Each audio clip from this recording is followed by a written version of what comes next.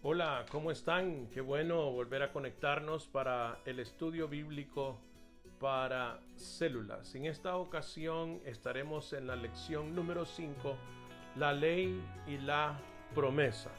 Es la lección número 5. Dice, cuando se refieren a la fe, algunas personas se comportan extremadamente serias, casi hasta el punto de volverse lúgubres. Otras adoptan un enfoque más alegre y simpático. El grupo más serio pasa mucho tiempo mirando hacia atrás o mirando introspectivamente. Las personas más alegres comúnmente miran hacia adelante. Los primeros tienden a errar del lado del legalismo. Los últimos tienden a hacerlo del lado del libertinaje. Vamos a hablar en esta ocasión acerca de lo que corresponde a la ley y la promesa. O sea, cómo se vive hoy en esta época que ya hemos trascendido a la época de la iglesia. Ley o promesa a Abraham. Esa es la cuestión de esta lección. Espero que sea edificante para todos ustedes. Veamos entonces la lectura bíblica, no sin antes un breve comentario. El apóstol Pablo estaba instruyendo a los cristianos gálatas para que no escuchen a los falsos maestros que les instan a renunciar a la libertad que tienen en Cristo a cambio de la esclavitud de la ley judía. Aquí él muestra por qué las reglas religiosas no son capaces de ayudar a una persona a tener una relación correcta con Dios y por qué solo Cristo es capaz de salvarnos. Leamos entonces Gálatas capítulo 3, versículos 10 al 18. Yo leo Nueva Versión Internacional. Dice, todos los que viven por las obras que demanda la ley están bajo maldición. Porque está escrito, maldito sea quien no practique fielmente todo lo que está escrito en el libro de la ley. Ahora bien, es evidente que por la ley nadie es justificado delante de Dios, porque el justo vivirá por la fe. La ley no se basa en la fe. Por el contrario, quien practique estas cosas vivirá por ellas. Cristo nos rescató de la maldición de la ley al hacerse maldición por nosotros, pues está escrito, maldito todo el que es colgado de un madero. Así sucedió para que por medio de Cristo Jesús la bendición prometida a Abraham llegara a las naciones y para que por la fe recibiéramos el Espíritu según la promesa. Hermanos, voy a ponerles un ejemplo. Aún en el caso de un pacto humano, nadie puede anularlo ni añadirle nada una vez que ha sido ratificado. Ahora bien, las promesas se le hicieron a Abraham y a su descendencia. La Escritura no dice y a los descendientes, como refiriéndose a muchos, sino y a tu descendencia, dando a entender uno solo, que es Cristo. Lo que quiere decir es esto: la ley que vino 430 años después no anula el pacto que Dios había ratificado previamente. De haber sido así, quedaría sin efecto la promesa. Si la herencia se basa en la ley, ya no se basa en las promesas, pero Dios se la concedió gratuitamente a Abraham mediante una promesa. Toca a continuación hacer algunas preguntas de exploración con respecto al tema de la ley y la promesa. Preguntas de exploración. ¿Por qué describió Pablo como personas que están bajo maldición aquellos cuya espiritualidad consiste en seguir reglas religiosas? Bueno, el texto dice con claridad: todos los que viven por las obras que demanda la ley están bajo maldición, y explica: porque está escrito, maldito sea quien no practique fielmente todo lo que está escrito en el libro de la ley. También dice la ley, versículo 12, la ley no se basa en la fe, por el contrario, quien practique estas cosas vivirá por ellas. Entonces, Pablo dijo que prefieren vivir bajo la ley o vivir bajo la gracia, que es por fe en Cristo Jesús. Porque los que no viven fielmente la ley están bajo maldición. En algún momento tú no cumplías la ley en una parte y habías roto toda la ley. Entonces están bajo maldición, porque si no cumple fielmente la ley, es maldito. Dice. ¿Qué podemos decir? La siguiente pregunta dice: ¿qué podemos decir de esa rara persona que demuestra una devoción radical hacia Dios, que vive desinteresadamente, a quien nunca se le ve haciendo algo malo, no cuenta algo ante los ojos de Dios? Puse literal la pregunta tal cual está en el libro, sin embargo, tratando de interpretar al editor, creo que quiere dar a entender que qué podemos decir de aquellas personas que se muestran muy confiadas en sí mismas, de ser cumplidoras de todas las reglas religiosas o normas del cristianismo, impecables sin pecado, que lucen como perfectas y muy aisladas de la sociedad. Dice el editor: ¿acaso no cuenta algo esto ante los ojos de Dios, el mantenerse lo más fiel posible a las Escrituras? Respondo a la segunda pregunta de reflexión para luego ir a la primera. Yo creo que sí cuenta el buscar ser devoto de Dios, ser piadoso, el buscar las cosas del Señor, pero de ahí a confiar en mi habilidad del cumplimiento para salvación de mi alma es muy distinto, porque haciendo un proceso honesto del cumplimiento de mis acciones comparados con la ley de Dios, le quedo debiendo al Señor. Yo personalmente le quedo debiendo. Ahora, sé que Él valora todas las cosas que yo haya logrado hacer conforme a su palabra. Ahora, ¿a quién le atributo yo esa habilidad?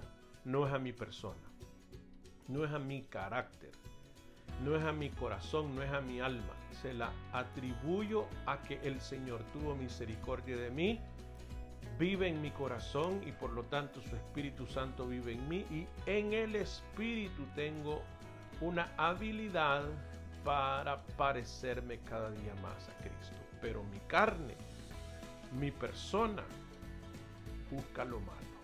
Entonces, no veo por qué hay que ser ermitaño, hay que ser relegado de la sociedad,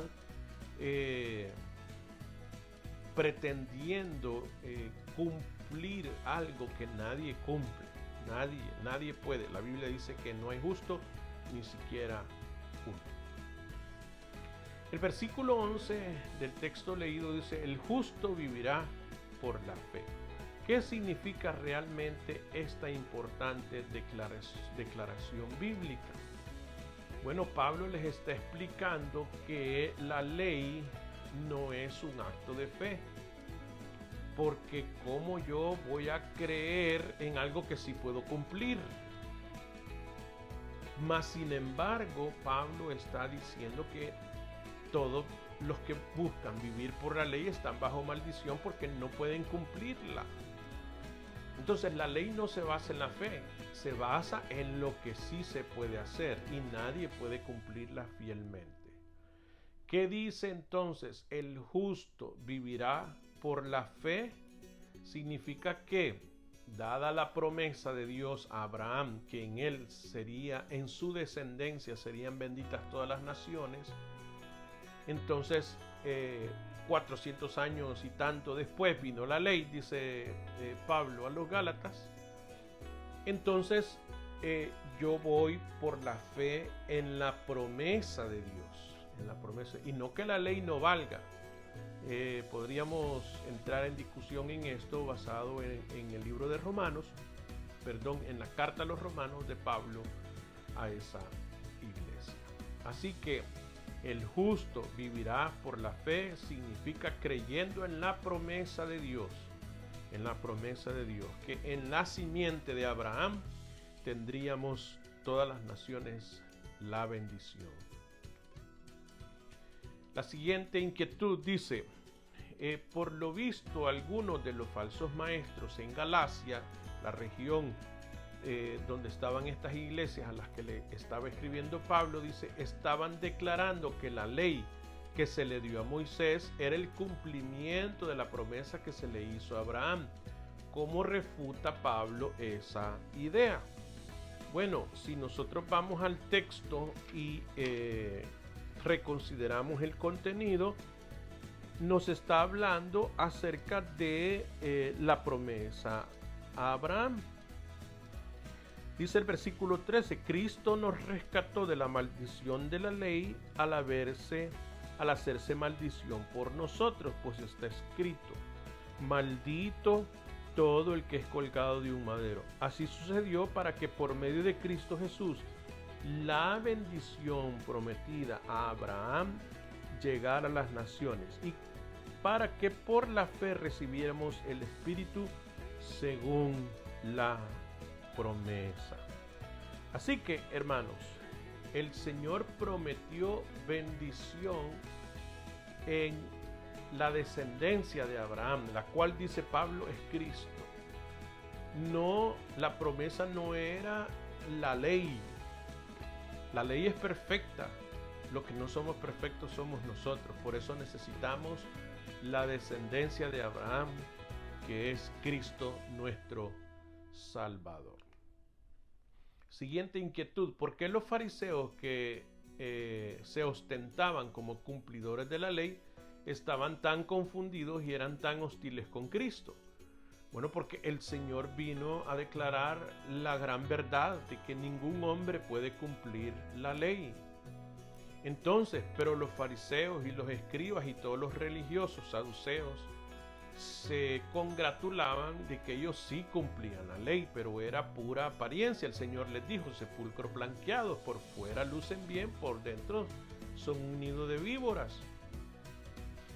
Entonces, hermano, hay una hipocresía en aquella persona que dice cumplir a cabalidad la ley cuando que nuestro Señor Jesús, siendo Dios, siendo hombre, vino a descubrir o a poner en evidencia a los religiosos de aquella época. Por eso es que ellos querían hacerle ver mal a Jesucristo y a la buena nueva, al evangelio, a la doctrina del Señor, la cual sorprendía a todos los que le escuchaban porque decían, este habla con autoridad. Entonces, para los fariseos era como que se les cayó su película, ¿no? O sea, ya dejen de fingir que eso no es posible. Vayamos a la historia de inspiración del autor, Max Lucado. Dice de la siguiente manera: tengo un dibujo de Jesús riéndose. Está colgado en la pared al frente de mi escritorio. Vaya, qué dibujo.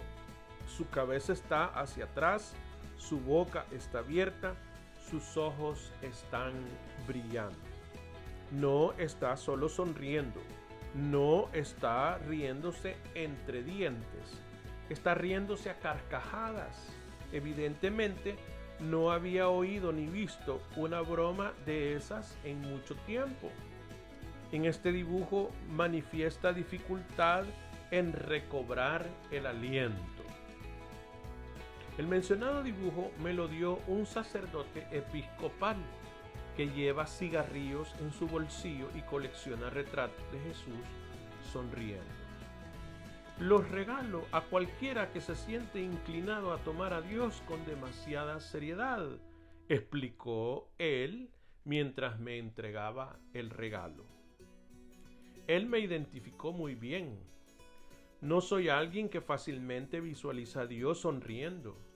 En cambio, visualizo fácilmente a un Dios que llora, también a un Dios enojado, un Dios poderoso, por supuesto, pero un Dios riéndose a carcajadas. Parece demasiado improbable que Dios lo hiciera, lo cual muestra cuánto sé o no sé acerca de Dios. ¿Qué piensa usted que Dios estaba haciendo cuando estiró el cuello de la jirafa? ¿Un ejercicio de ingeniería? ¿Qué piensa que él tenía en mente cuando le dijo al avestruz dónde poner su cabeza? ¿Explorar cuevas? ¿Qué cree que él estaba haciendo cuando diseñó la llamada de apareamiento de un simio? ¿O las 8 patas del pulpo? ¿Y qué visualiza en su rostro cuando vio la primera mirada que Adán le dio a Eva? ¿Un bostezo? Me imagino que no. En mi caso particular, y a medida que mejora mi vista y puedo leer sin mis manchados anteojos, veo que el sentido del humor es quizá la única forma en que Dios ha podido aguantarnos por tanto tiempo. ¿Sonríe Dios mientras Moisés reacciona sorprendido ante la zarza ardiente que habla? ¿Sonríe mientras Jonás aterriza en la playa mojado con jugos gástricos y oliendo a intestino de ballena? ¿Hay un brillo en sus ojos mientras ve a los discípulos alimentar a miles de personas con el almuerzo de un niño? ¿Cree usted que el rostro de Dios es inexpresivo cuando habla del hombre y que tiene una viga en su ojo mientras señala una paja en el ojo de un amigo? ¿Puede usted imaginarse sinceramente a Jesús con un rostro sombrío mientras juguetea haciendo saltar a los niños en su rodilla? No, yo pienso que Jesús sonreía un poco por lo que la gente decía y mucho. También reía mucho con la gente. Interesante lectura de inspiración. Vamos entonces ahora a reaccionar en base al texto bíblico que hemos leído al inicio y a esta historia que pretende ilustrarnos la verdad de la que estamos hablando. Y dice, ¿cómo contrasta la imagen de un Cristo lleno de gozo con la naturaleza sombría de muchos cristianos que pretenden observar las reglas impuestas por los hombres? O sea, Jesús sonriente, dejad a los niños que vengan a mí, visitando a Marta y a María y a Lázaro, comiendo con ellos, comiendo con los publicanos, acercándose a los pecadores, se consideraba amigo de publicanos y de pecadores, versus algunas personas de la actualidad que se ven opacas y muy circunspectas porque tienen que cumplir el reglamento de su religión. Ciertamente, según lo que está preguntando esta inquietud del estudio, es que es muy contrastante. Y no estoy tratando de hacerle perder seriedad a nuestro cristianismo, pero tampoco creo que es necesario comportarse de una manera que no es lo que la Biblia nos está enseñando. Entre los de la religión católica hay un dicho que dice: esta persona es más papista que el Papa, refiriéndose a su énfasis exagerado sobre una regla. Entonces, entre nosotros hay otro dicho popular que dice que una persona es más santa que la Biblia. O sea, está más allá de lo que en realidad la palabra de Dios está enseñando. A continuación dice: maldito sea quien no practique fielmente todo lo que está escrito en el libro de la ley, de acuerdo al versículo 10 del texto base que hemos estado leyendo. Y Santiago capítulo 2 versículo 10, Santiago 2:10 dice: porque cualquiera que guardare toda la ley, pero ofendiere en un punto, se hace culpable de todos. ¿Le parece justa esta declaración? De acuerdo a lo leído, no hay margen de error, no hay un espacio a una equivocación, sino que tiene que cumplirse fielmente y a cabalidad todo lo que la normativa bíblica dice. De tal manera entonces que o se es perfecto o se es perfecto, cosa que no sucede conmigo, y doy gloria a Dios por la venida de Jesucristo a este mundo. ¿De qué manera las buenas nuevas de Cristo quitan un peso de encima a los creyentes? Bueno, los creyentes como yo, que no somos personas perfectas, digo, si acaso hay alguien que sea perfecto y no tenga ningún pecado, impecable es la palabra, pues no le dará mayor alegría saber de un Cristo perfecto que vino a salvar a los pecadores.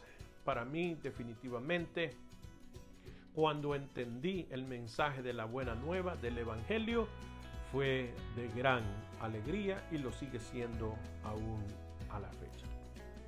Haga una lista de algunas de las bendiciones espirituales que le pertenecen en virtud de que Cristo decidió hacerse maldición por nosotros. El Señor Jesús fue a la cruz, maldito el que no cumpliere la ley a su cabalidad, pues debería de haber una consecuencia, en este caso la cruz de condenación. Jesús fue a la cruz y se hizo maldición por nosotros, porque Él fue sin pecado. Y en base a ese sacrificio aceptable delante del Padre, virtudes que me pertenecen ahora es el perdón. El Señor nos ha perdonado, nos ha justificado. A través del sacrificio hay una amnistía espiritual. Y todos los que venimos a Cristo aparecemos como justos, o sea, sin pecado, a causa del sacrificio de Jesús. Somos además salvos de condenación eterna por causa del sacrificio de Jesús. Por favor, compartan entre ustedes en la célula y digan qué otras virtudes le pertenecen a causa de que el Señor se hizo maldición por nosotros. La siguiente inquietud dice: ¿cómo cree usted que le hubiera ido espiritualmente viviendo como un devoto judío durante los tiempos del Antiguo Testamento? Pues a mí me hubiera ido mal, o sea, hubiera quedado descalificado. Y por cierto, hermanos, que ante esa realidad, pues el Señor dejó una serie de sacrificios para ser perdonado. Mas sin embargo, en aquella época el sacrificio cubría el pecado, no lo limpiaba delante de el Señor Jehová.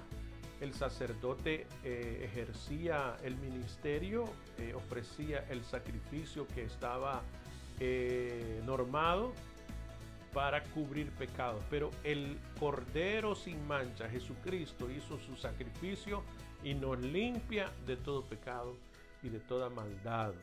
Así que como judío me hubiese ido mal, tendría que haber llevado sacrificios constantes.